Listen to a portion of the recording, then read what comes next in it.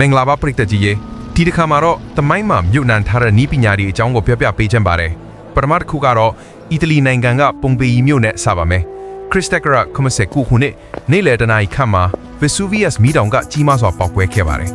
မိနစ်ပိုင်းအတွင်းမှာပဲအပူချိန်မြင့်မားတဲ့တပ်ငွေ့နဲ့လာဗာတွေဟာမြို့ကိုဝန်းရံခဲ့ပြီးလူထောင်ပေါင်းများစွာအရှင်လက်လက်မြုပ်နှံခံခဲ့ရကမြို့ဟာချက်ချင်းတူတန်အဖြစ်ချစ်သွားခဲ့တာပါဒီပေါက်ကွဲမှုဟာ pyroclastic အမျိုးအစားပေါ့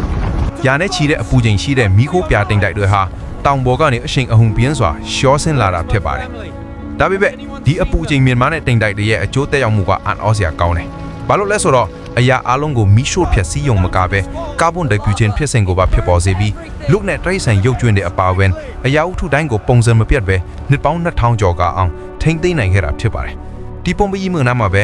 Villa del Papiri လို့ခေါ်တဲ့ရှေးဟောင်းရောမအစာအုပ်ကို1950ပြည့်နှစ်မှာမတော်တဆတွေ့ရှိခဲ့တယ်။အတွင်းမှာမီးလောင်ဒီကာဗွန်ဓာတ်ပြုထားတဲ့ပေစာလိုက်ပေါင်း1800ကျော်ပါဝင်တဲ့စာကြည့်တိုက်ကြီးတစ်ခုကိုပါကာကွယ်ပြီးခဲ့တာဖြစ်ပါတယ်။ Okay ဒီစာကြည့်တိုက်ကရှေးခေတ်ကာလကနေယနေ့ထိအကြောင်းအရာအပြည့်စုံကြန့်ရှိသေးတဲ့တခုတည်းသောစာကြည့်တိုက်ထီလို့အရေးပါတာပေါ့။ဒါပေမဲ့ဒီပေစာလိုက်အများစုကကာဗွန်ဓာတ်ပြုပြီးအလွန်တင်းကျပ်ထားတဲ့လိုက်ထားကြောင်းနှစ်ပေါင်း100ကျော်ကအောင်ဖွင့်ဖတ်မပြုတ်ခဲ့ပါဘူး။ကဲမျက်မှောက်ခင်နီးပညာသစ်တွေကတော့ဒီပေစာလိုက်တွေကိုဖက်ရှုဖို့အခွင့်ပေးခဲ့ပါတယ်။ Kentucky တက္ကသိုလ်ကအင်ဂျင်နီယာတွေက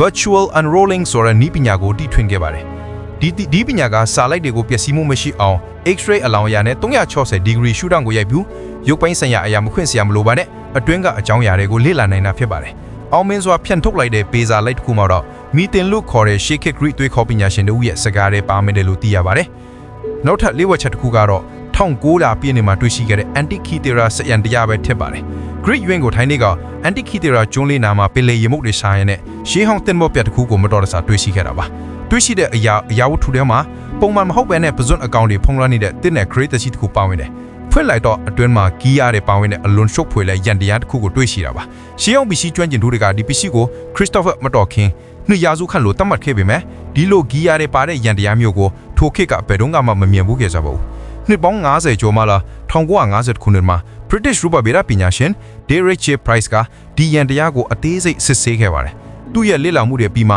1959ခုနှစ်မှာဒီစက်ရန်တရားကရှေးဟောင်း Greek computer တစ်ခုဖြစ်ကြောင်းကိုထောက်ဖော်ပြောကြားခဲ့ပါတယ်။နောက်ပိုင်းမှာတော့2005ခုနှစ်မှာသူ့ဒေသနာအဖွဲ့က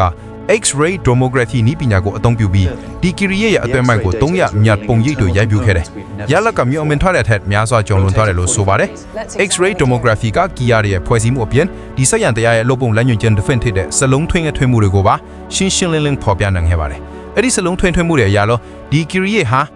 နေလာနဲ့ကဘာကြီးတွေရဲ့တီနီယာကိုပြသဖို့ဒီဇိုင်းထုတ်ထားတဲ့နက်ခတ်ဆိုင်ရာတို့ချက်ကြီးကီရီရဲ့တစ်ခုဖြစ်တယ်လို့သိရပါတယ်။အိုးတင်ဆက်ပေးရင်ဒီဗီဒီယိုကိုနီးကုံချုပ်လိုက်ပါတယ်။အားလုံးပဲနောက်ဗီဒီယိုမှာပြန်တွေ့ကြမယ်။ Bye bye. See you next video.